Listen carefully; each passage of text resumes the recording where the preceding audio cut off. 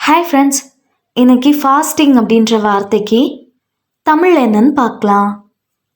Fasting fasting இந்த வார்த்தைக்கு தமிழ் என்ன சொல்லுவாங்கன்னா, உண்ணா நோன்பு, உணவின்றி இருத்தல், விரதம். இன்னும் நல்லா புரிஞ்சுக்கிறதுக்காக 2 எக்ஸாம்பிள் சொல்கிறேன். First example, fasting is practised for religious or health reasons.